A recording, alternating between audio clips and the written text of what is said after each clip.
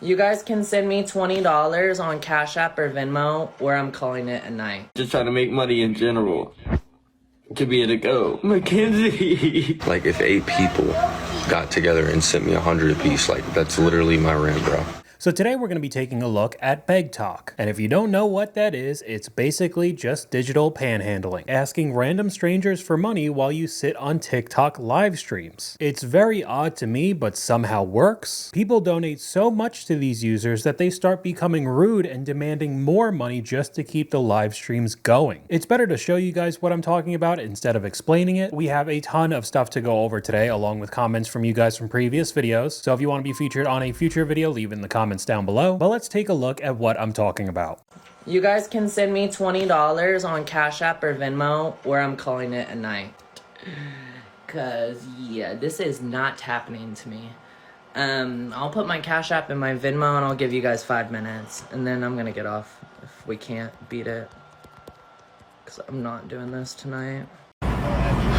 We would be grateful. Grateful? Yeah, I said grateful. What the kickstart? Grateful for some type of donations, be it Cash App, be it whatever. So, phone bill, storage, moving truck, gas, coolers. So probably about $900 is what I'm gonna need. I need $840, guys. And I hate asking TikTok, bro. I literally don't even want to come on here and, like, ask for money. Like, if 8 people got together and sent me 100 apiece, like, that's literally my rent, bro. Yeah, just 8 people send a random stranger $100. It's as easy as that. That's exactly what the comment section said as well. If only 8 people send 100 apiece, is he being for real? The previous clip with the woman asking for $900, I thought TikTok was supposed to be getting rid of the people who are begging on lives. Clearly that's not the case, but her nails look nice, very good point. And we also have a comment from you guys right here, short and sweet. The real problem is that people give them money. I truly just cannot understand this. I need $78.48 to pay for my dinner and drinks, and enough for a tip and an Uber ride to get home. I need it sent to my payment apps right now because I'm done. I want to leave. I'm tired of sitting in this restaurant waiting for y'all to send me the money. Can anyone explain to me why people on this app enable this behavior? Why they allow these beggars and scammers to force them into submission, for lack of a better way to say it, force them into sending money to them for something that they should not be responsible for. If you can't afford your meal, you should not go out to dinner. If you can't afford an Uber, you should not be taking one. There's no reason for these people, like Maggie Foster as an example, to going live and demanding money on the spot to pay their bill to get out of a restaurant or a store or whatever the case may be. Also, Carrie Wall, she asks for money nonstop. I can't stand Maggie Foster. The rabbit hole goes very deep. There are a ton of different users doing this. This whole app is full of beggars and scammers. We got another comment from you guys here. I don't know what needs to happen for me to give my hard-earned money to an able-bodied person who refuses to work, who is rude, entitled, and foul-mouthed at that. Mind-blowing. So we could take a look at several odd ways people beg for money on this app. Ever see someone so f***ing unemployed on this app that it physically hurts your soul? Like you get nauseous, they're so unemployed. That's me with every TikTok live beggar, bro. There's 3 kinds, and they all suck. The worst kind was the NPC trend, bro. Rose. Corn, yummy. Luckily, this trend is almost dead and I haven't seen it in a long time, but for 6 months there, every single video was that. Second worst kind is people who sit on TikTok live battles all day. Oh my f***ing unemployed. Or sitting on a live for 8 hours a day, seeing who can e-beg more successfully. Indeed.com, bucko. And then it's you who sit on that balloon popping game all day. Sitting there dripping in sweat, screaming every $5 galaxy you get while that ball is trying to pop the balloons. I hate you.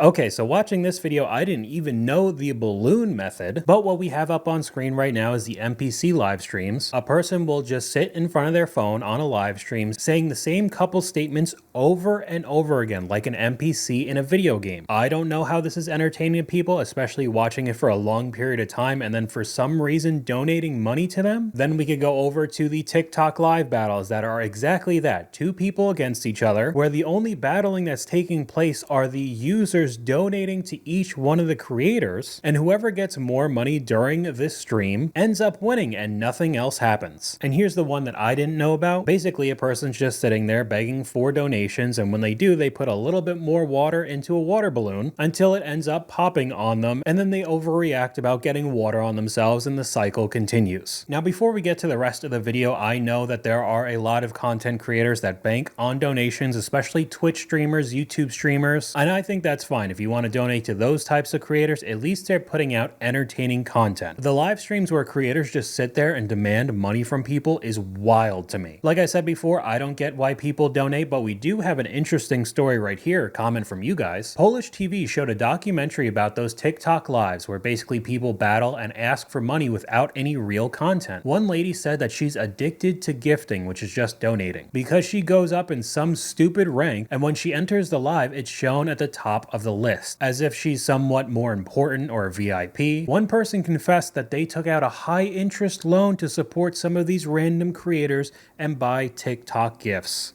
Wow. But we could switch over to a different form of begging on TikTok, pity marketing. Welcome to day 4 of me figuring out how the to market Waterboy so I don't get fired. This is a great example of pity marketing. It's somebody leaning into their own underdog story or their own desperation in order to drive sales or engagement. And it's still up in the air whether or not this is a successful marketing tactic, in my opinion. And this is no shade to Waterboy. I literally had Waterboy last night to make sure that I wasn't hungover today. But the only thing about pity marketing is that it taps into the empathy of somebody rather than just providing social proof of the product working. And this is all over social media right now. I think it's because a lot of people are starting to get tired of plain old ads. However, if you come at it from another approach, make people feel bad for you, they're more inclined to buy than just a straight up advertisement. This is a super vulnerable post, but I need your help. I am selling these little Jesuses because I have less than 60 days till my grandma literally kicks me out of my house. I am 6 months pregnant with a 5-year-old and we need a place to live. I mean, this is a picture-perfect example from the last clip, the woman talking about this type of marketing. Selling little Jesus figures. They're about to get kicked out of your house. You're pregnant as well. Please buy these items. And especially if you're talking about TikTok shop, you're probably going to get some Temu level crap. It doesn't stop there with the products. We could add in a little bit of BookTok as well. If your way of marketing your book is crying and whining that nobody is buying your book, you better believe I'm not buying that either. Thanks. Pity marketing isn't my thing either. Emotional manipulation is not the move. I hate pity ads. So many artists do this now. Also, the TikTok algorithm hates me. No views. Be a good person and click a few buttons. The creator responds, if you see this, the algorithm wants you to follow me. Oh man. Just every little way to make somebody feel bad online. If you could help me out and just sit here for 5 seconds and click this little link right down here, it's not going to cost you nothing. Literally just a couple seconds out of your day just to click a link. Yeah, just click a link a total stranger online is telling you to click. What could go wrong? This is also similar to another strategy that I saw a few months ago where they would have some sort of sob story asking to just watch the video. It would be over a minute long because the ad rates are better, and that was virtually the entire video. There was no actual content behind it. They would just make you feel bad saying, just take a few minutes out of your day. You'd help me out so much. I'd be able to pay my car payment, my rent, anything like that. And speaking of that kind of debt, we also have clips that go perfectly with it. If 6,027 people Venmo me, I can pay off my credit card. Okay, bye.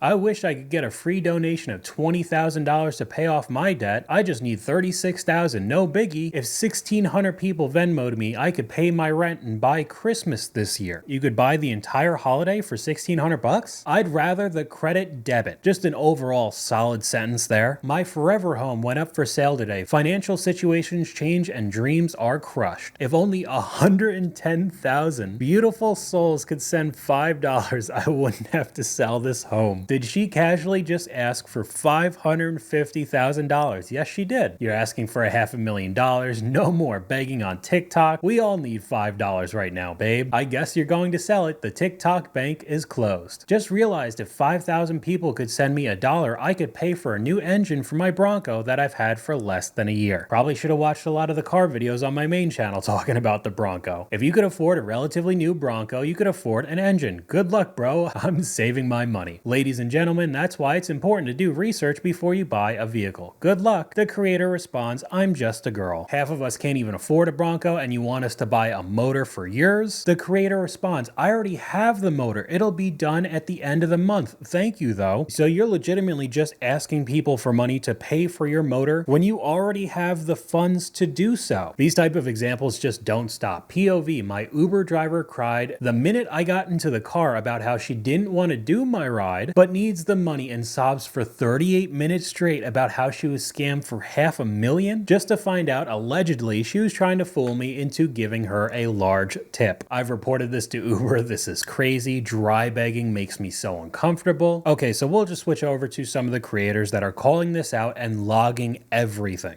Among any TikToker that I'm happy to see back is the Penny Fairy. For people who don't know who the Penny Fairy is, the Penny Fairy goes into the lives of these TikTok beggars and sends their PayPal and Cash App 1 cent with a funny little message. I thought we were over BegTok. If I have to get my black up and go to work every day, you should have to too. So this is the creator he was talking about with almost 160,000 followers, and he logs a ton of different creators and apparently also trolls them with just penny donations. But like I was saying earlier, this rabbit hole goes way deeper than you think. Catching them lying about things just to get money, saying that their car broke down and then there's video evidence of them just driving around town. If you really wanted to dive deep, there is a lot of drama around this sphere. We could take a look at an example right here of somebody getting caught during the live stream. Just trying to make money in general. To be able to go. Mackenzie! Hate you. No, get out. Now. I just got a phone call. I just got a phone call from somebody said you was in your room, you was on TikTok, and you said you had to get out by tomorrow. Go. Out. Go. Go. Said you was in Out. your room crying. Out. Go. I have not told you. I just told you to go. Mama, go. I told you. Go. Okay, well, that was literally caught in 4K. This guy's crying, begging for donations, saying that he's going to get kicked out of the house by 5 o'clock. Then his mom or grandma comes in calling him out, and he immediately switches up. At the beginning, he was bursting into tears, and as soon as she came in, he turned around and was stone cold. You really can't trust much of anything online nowadays. Here's another possible explanation of why this happens from you guys. I've heard people refer to these kinds of live streams as friendship simulators. Extremely lonely people watch these videos and create a connection to the person on the screen that doesn't actually exist, but getting acknowledged by name when they donate money helps reinforce the illusion that they have an actual relationship with this person. I know it's a lot more common than you probably think talking about streamers, but mainly I'm talking about sites like Twitch, YouTube, and Kick. When the entire live stream consists of content like this, I don't know how you can make that connection.